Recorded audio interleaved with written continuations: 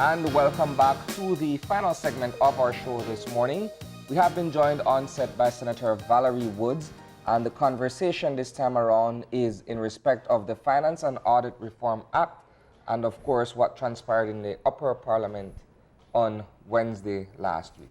Good morning. Morning. Good morning. Marlene. This is such an interesting issue for me and for a lot of people who have been following what took place at the last Senate meeting in respect of the government bringing forward these bills, if I may, for approval, bills loosely in terms of the expenses for Hurricane Earl and Belize Infrastructure Limited. And the fact that all this time has elapsed since those issues were to have been dealt with in terms of hurricane relief efforts and, of course, the monies that were set aside for bill. Can you speak to us firstly on what took place in the Senate that day in terms of the senators clamoring or wanting for the financial secretary to come forward and explain or offer some kind of reasonable explanation for the tardiness of these expenses and the fact that it's just now coming before the Senate? Certainly. Well, all the non-government senators, all seven, asked for the financial secretary to be present in the committee of the whole to help us to understand the reason for the delay, as well as to provide explanations, because we don't get explanations. And that has always been a sore chord for us, the senators, because we recognize that we get a sheet that tally what the expenses have been, and that they went over what was budgeted, and therefore it needs to be approved. We recognize that it is a money bill. However, what we don't get is an explanation as to why and where were the overruns. Understand that this particular supplementary appropriation bill, as it is called, does refer to, as you mentioned, Hurricane Earl. So it would naturally raise some concern as to a hurricane that occurred August 4th, 2016, expenses now being approved in January 2018. That's one. And then it refers to Belize Infrastructure Limited expenses, which are in the millions of dollars for line items that were budgeted, for example, for only $500,000 that had already had appropriations done in August 2016. So we could not understand why is it that in January 2018 this was occurring. And then it further got compounded because we got information that majority of these expenses were approved by the Minister of Finance well before the financial year of that year ended. So it just raised the question. And senators are, you are allowed to call for clarification. And that's what we did. Now, I think it is very important for people to understand why this issue is of great concern. And obviously, when you're speaking about funds that went to relief efforts for Hurricane Earl, people will say, okay, it was an emergency. They probably didn't have time to take it through all the process. How do you respond to that? Well, the law actually accommodates for that scenario. It's Section 5 of the Finance and Audit Reform Act. There are going to be emergencies. There are going to be unforeseen expenses. And the Minister of Finance, by law, can authorize such emergency expenditure. But one has to also follow the other steps in that law, which is within 3 months. First of all, he has to get a special warrant, and within 3 months of that, present it to the House of Representatives. There's clear procedure as to what should have occurred. It did not occur. And in that very same law, that is an offense for not complying with the law. Why is that so important? It's you know, you had such an interesting discussion before me. criminal activity and so forth. We cannot have one set of rules for the ordinary man and woman on the street. When they break the law, they have to face prosecution. There's a fine. There's a disciplinary measure of some sort. What happens when those who have been put in charge of government does not comply with the law? What happens to them? There is actually the penalty of 2 years imprisonment or a fine of 10,000 or a combination of both. I believe it's in section 24(2) of the Finance and Audit Reform Act. So there are repercussions for that. But in addition to just repercussions of not complying, what does it mean? Why is it so important that it be followed? Let's use Belize Infrastructure Limited. Well, before we do that, let's use the hurricane preparedness. Yeah, can I get a bit of clarity there, though? What type of money are we talking about here? And is it clearly identified where the monies were spent? No, it's not. I'll answer your second first. It's not identified where the monies were spent. We have asked for that. We will be following that up in writing or request that we made. And then we'll be looking at it holistically, as my colleague Senator Courtney had said. So all we have is a total sum at this point? Yes, all we Which have. is? So it's a total for this one appropriation. The total sum that we're talking about is about 13. I'll just round off 13 million. But of that amount, over 52% of it, or just about 52% of it, is for Belize Infrastructure Limited. Of that amount. To do relief work? No, this is Belize Infrastructure Limited. We don't know to do what. What we know is that in the year 2016-2017, the budget approved was 500,000. We know that in the period April to September 2016, they got approved 5 million. So that's 4.5 million more.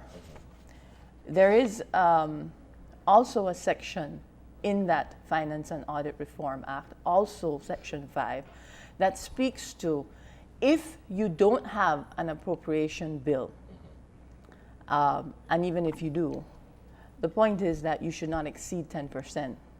And we're saying in many instances we've gone well beyond 10% of what was approved.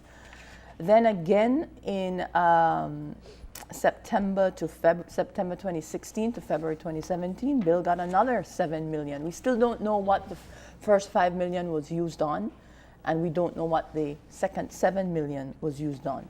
By the time the financial year ended, they needed to get an additional 7 million approved, because they actually ended up spending 19 million, which is 7 million above even the total amount that was approved as unforeseen. But what's interesting here is the dates that these were approved by the Minister of Finance. You have dates as early as the 20th of December 16, 1 million. The 13th of January 2017, another million. You have the 25th of January 17, 700,000. You have the 23rd of February 17, 1 million. These are all within the financial year. And it continues, another million, another 1.3 million, and so forth, up until the 28th of March 2017. We are in January 2018. We've had several House meetings and Senates prior to this day and since March 2017. These were already approved. So it's not a matter of I don't know what would be approved or what would be spent. It was already approved. And the dates in sequential order tells you we needed another million, we needed another million, and it adds up to the amount being asked, this over 7.2 million. So we're in the millions of dollars of unforeseen expenses that were approved prior to the end of the financial year, but we don't know for what. The response that we get is literally just look around. Doesn't that But I was going to ask, go ahead. Doesn't that speak to a lack of transparency and accountability? And if I recall correctly, when this particular administration was voted in 2008, that was one of the main things that was being presented. Well, we need more transparency and accountability in government. And if I'm not mistaken as well, that was also what, in a sense, gave way to the Finance and Audit Reform Act, correct? Well, the Finance and Audit Reform Act came into play, I believe it was in 2005, thereabouts, and with good reason. There is no denying that. But the financial, I believe it's referred to as the Fiscal Transparency and Responsibility Regulations, the regulations that guide the fiscal management, if you will. Those came into effect under this Prime Minister and in October of 2010. And it is a very good piece of legislation. It lays out in detail what is expected. So there is absolutely no opportunity to misunderstand, to say it wasn't clear. And that's where the term we miss deadlines have come up. The regulations are an integral and critical part of the substantive act, which is the Finance and Audit Reform Act. And the Finance and Audit Reform Act tells you very clearly that the regulations attendant to it must be complied, and failure to comply is a criminal offense. Yes. In the regulations, is SI 95 of 2010, it lays out, and if you think about it, it makes logical sense. It lays out that there ought to be a mid-year report. That should be submitted on or by November 15th of every year. And 30 days after that should be published. That's important because, like in any business, 6 years into your budget, 6 months into your budget, which is mid-year, you want to get a feel, are you tracking? Are you on the right track? Have you gone off the rails? Are you spending more than you anticipated? It's an audit. Why? Why are you spending more? What was so urgent? What was unforeseen? How will this impact the balance of the year? What will you need to do to make up or to combat that over expenditure? So it's important.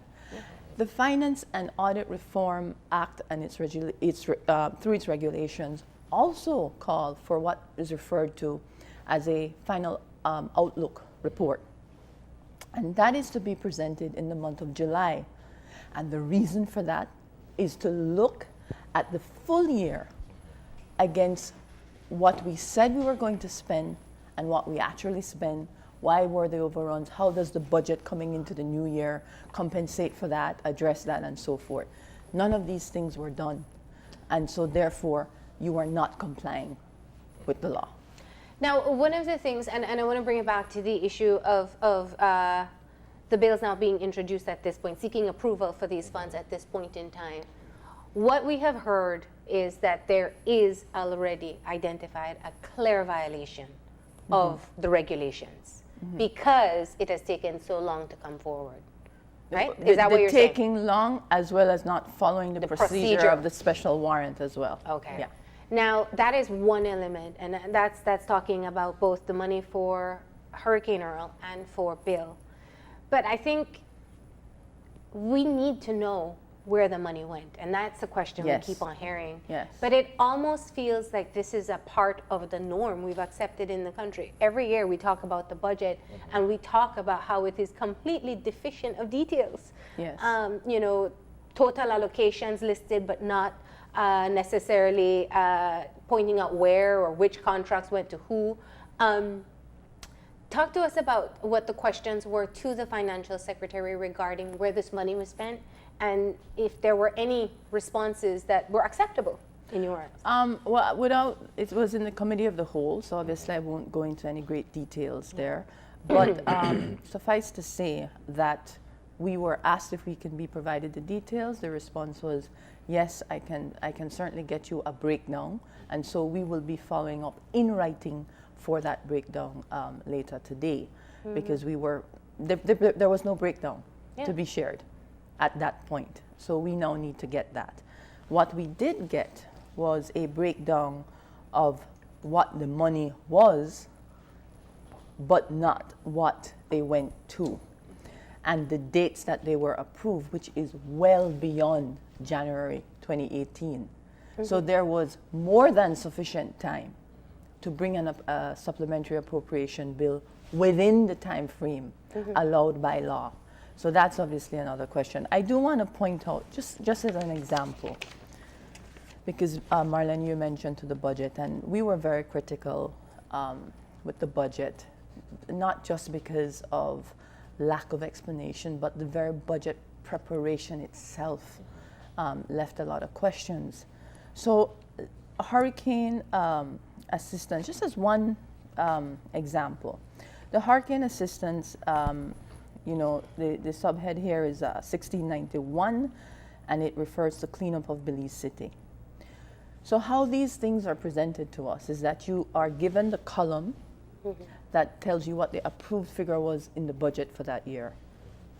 This has nothing there. And that's not a surprise, it's a hurricane. One won't necessarily plan for that.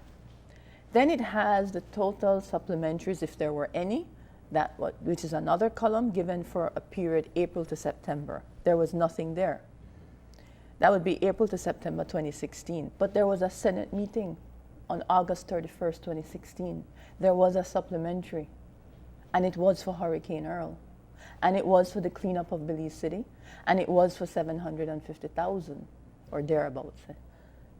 So now we are at the actual expenditure for the year 2016-2017, and the figure that's being asked to be approved by the Senate, which the minister approved on August 16, 2017, over a year after, to clean up Belize City, is $300,000. So the natural question is, well, what was the $750,000 used for? Yeah. And why isn't it showing up on the form that was submitted? We are not, let me be clear, because I don't want it to suggest that we are being obstructionist or we are playing politics with this matter. We are entitled to ask questions and to seek clarifications. Yes, it's a money bill. Yes, this money has been spent, but that doesn't mean that we don't get to ask the tough question as to where did it go? Why did it take so long? How come we're not seeing the original amount that was already approved that was unforeseen? In the case of Mother's Day chair, as we have come to call it, unfortunately in Belize, there was an expenditure, it says, of $10,000. This is 2016, 2017. This is not this Mother's Day that went in May of last year. So, and it was 10,000. So you'll have critics out there saying it's just 10,000. Who cares? Big deal. But it was approved the 5th of May. From the 5th of May, this was approved, yet we're just getting this in January of 2018 for such a small amount. Why? Then, if you look at the Belize Infrastructure Limited, which is the one with the multi-million dollars that nobody knows where, understand we don't have a contractor general. The request to renew the appointment of the contractor general was withdrawn. We did not have any copies, and we were not given any indication that there has been any contractor general's report for the last 2 or 3 years, of which is required by law for that office. So the natural question is, what is the role, or was there a role of the contractor general in looking at all the contracts for the millions of dollars spent on the bill? We don't know. Who did the due diligence? Who did the due diligence? Exactly. We simply don't know, and we are asking for that, even though the government has spent this money, which they spent in a manner that did not comply with the laws of Belize. And I think we all have to be reminded that there was great effort all around to strengthen the transparency, accountability in the way government does business, and particularly in managing the people's money. It was the right thing to have done. We thought that by putting all these regulations that we would have, if you will, closed that window or that gap. But what this has proven or demonstrated, that that's yet another slap in our faces. It cannot be that we will accept mea culpa. It cannot be that we'll accept, I'm sorry we got busy and we missed deadlines. No. When you have to pay a government tax and you miss a deadline, there's a penalty. They're not going to listen to, oh, you got busy. When Belize Water Service or Belize Electricity Limited or Belize Telemedia sends you your bill, it's due this date. If it's not due and you keep not following it up, light get cut, water gets cut, there's repercussions when you don't follow regulations. And that's all we're saying. We need to know why, and we need to know the what. What was it spent on? Were the contracts vetted? What role did the contractor general play, if any, in these contracts? And why do we need to know all of this? I cited the bill because we are always told this, quite frankly, just look around, you'll see this stadium or that thing and so forth. And there's no denying that you're seeing a lot of structures and you're seeing a lot of streets. But there's also no denying that we had a very famous press conference where no less than the Prime Minister took on the fact that the Lake High Boulevard was messed up. And that bill will have to answer to it. That was, I believe in the news, it was reported as a $3 million expense. And now you're asking for us to just turn our heads. And they've also admitted that they would have to start over from scratch. Exactly. To remedy it. So the money that has been put into it so far is wasted. There's no audited reports to date that we have seen on bill. This is, sorry. As I started off saying, this thing for me is very interesting because it speaks to a conspiracy. Telling me that you have spent $19.5 million and telling me, look around, you'll see the where the money is spent, is not necessarily itemizing for me what is being spent or how much is being spent on any particular aspect of a project. I think, and I keep saying, it goes back to the idea of being held accountable for your use of public funds. We're taxpayers. We demand the right to know exactly where our monies are being spent. And to know that there is a process being followed, that it is the best value for our money or limited money. Yes. Absolutely. You know, if we think of the Fobbers Road contract and the issues that were made there, the comparisons in terms of the cost of that road versus the others, it has very much made Belizeans aware that there's some contracts that are bloated or somehow seem to cost strangely a lot more than others. And we need to know that if it's not the contractor general office, that somebody else is doing the due diligence to ensure that the money is going where it is needed at a cost that it is that is actually realistic. Yes, and that not in addition to all of what you just said, to try and understand how it is that monies were approved well before the end of the financial year without coming to the House of Representatives or the Senate as is required by law. That is a major fact. I have to, in my contribution in the Senate, I said I'll jump off of what you said, Isani. If it is that we're going to accept this as our definition of transparency and accountability, then those two words have lost value. This is not what so many Belizeans asked for, fought for. So many of the senators on the government side insisted that we strengthen. This isn't what was meant by it. And I think we are doing a disservice to the people of Belize who expected better from this government. I think we're doing a disservice to ourselves if we accept it and not demand for the full details on what went on. I think we're doing a disservice because it has been said as well that in the case of Bill, it has members of the private sector and I think civil society on its board. So what are you suggesting by when you make that statement as a rebuttal? Are you suggesting that the private sector, I think it's Belize Chamber of Commerce who has a rep on there, and I believe it may be the unions who have a rep. Are you suggesting that they are in agreement with this, with how this is done? You know, you throw things out there and you leave it there as if to suggest that this is all okay. And we're saying it's not, notwithstanding who sits on the board. It is not okay. This would not fly any private sector's company board of directors. Why would it fly with the government of Belize management of its of public monies? Can I use an analogy in an attempt here to make this as perhaps clear and easily understandable for some of our viewers?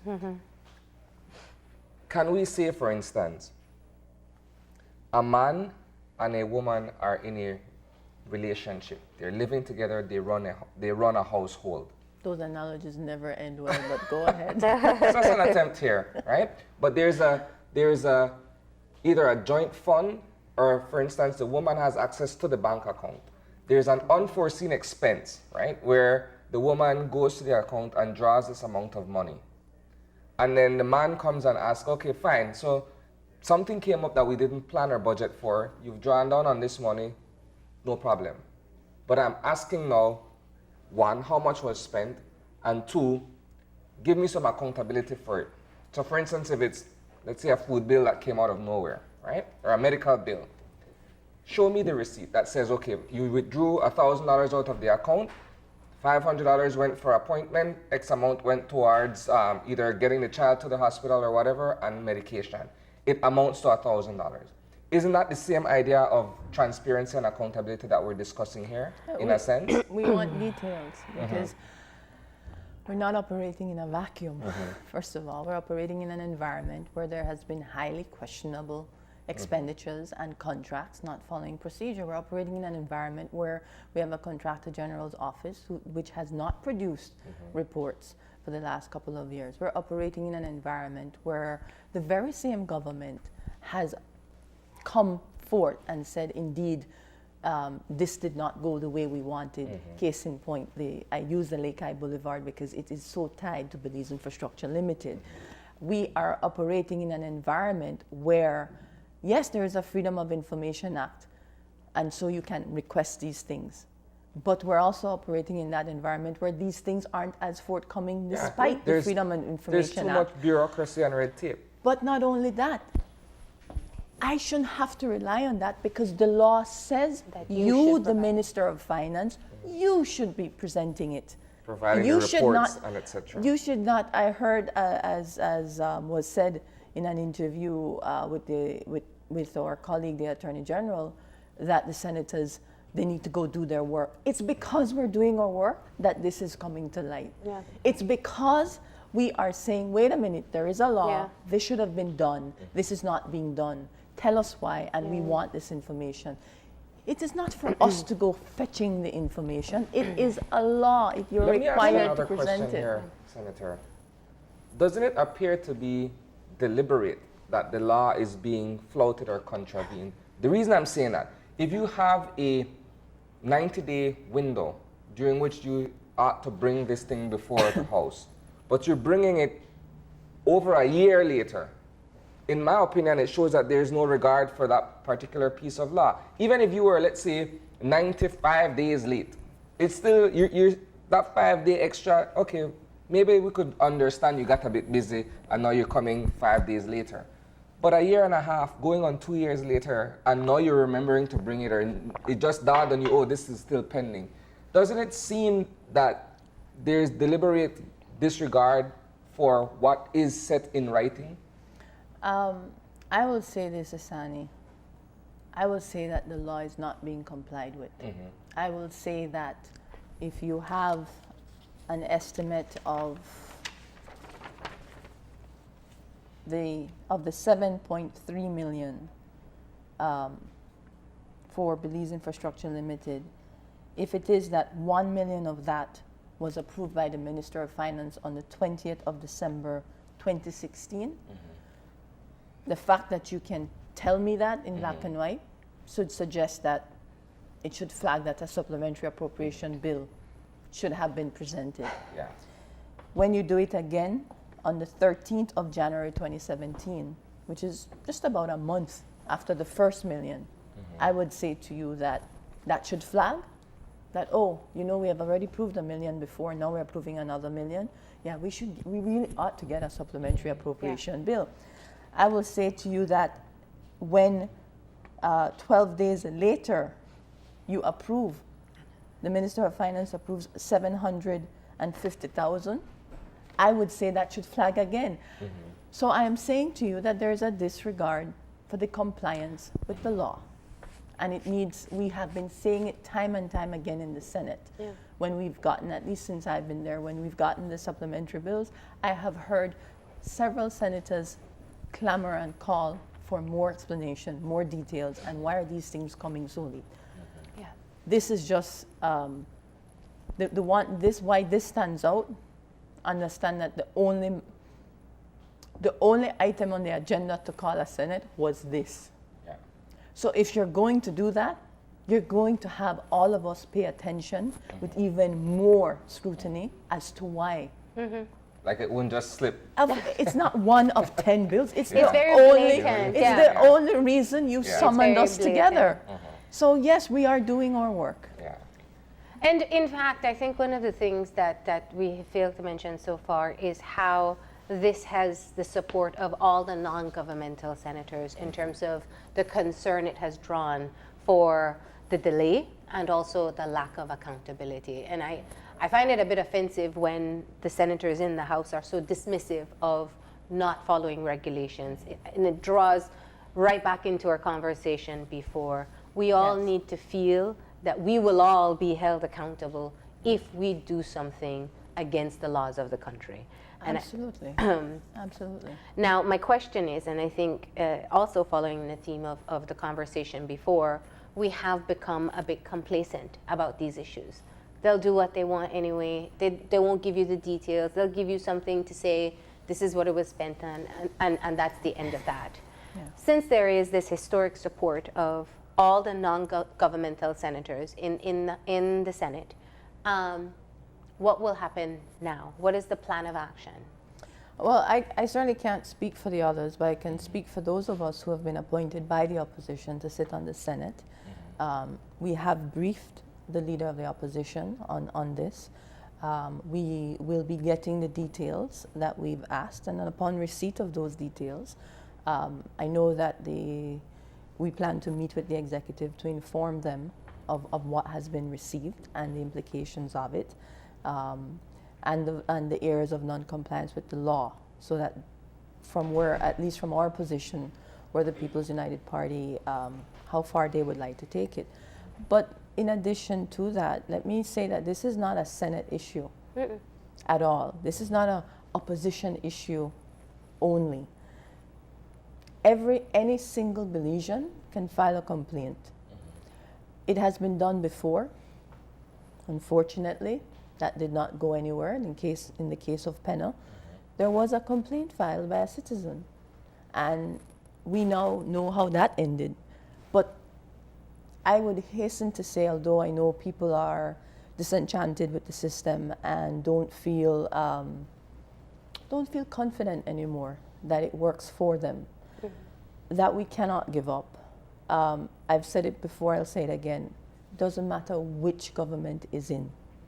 At the end of the day, the people, all of us individually and collectively, as frustrating as it can be many times, we have that right to question, and where there has been a wrong, we have the right to file a complaint.